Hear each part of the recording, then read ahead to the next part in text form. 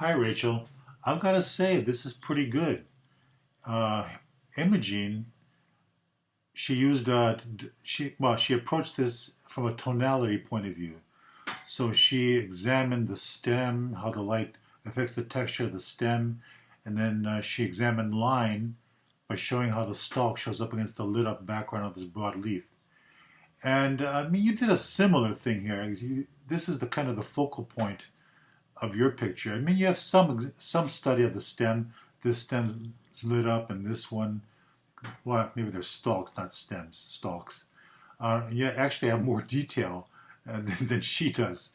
You're a little more into the texture and shape, and she's more line and tonality. But pretty close approximation the way these stalks are leaning a little towards the right. Okay, it's nice. You're pretty close.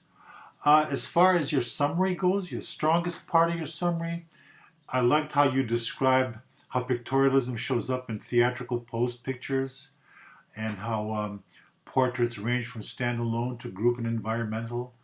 Pictorialism. Let's see, how do you put pictorialism? You do not talk about pictorial. Yeah, it's Yeah, pictorialism is in theater, and yeah. Here's a good point, and how portraits show up as selfies. Now, as far as how they influence contemporary photographers, that gets a little more tenuous. But you could have mentioned how Hines, uh, his tenacity and for his tenacity for getting the right picture, comes down in influence with today's photojournalists really trying to get the right picture to bring to the public's attention. And also, social documentarianism also shows up it shows Hines' influence, especially the social documentarianism of the 70s and 80s that started then. We have people like Mary Ellen Mark and Bruce Davidson and Robert Frank and who else? Um, and a few more. I mean, um,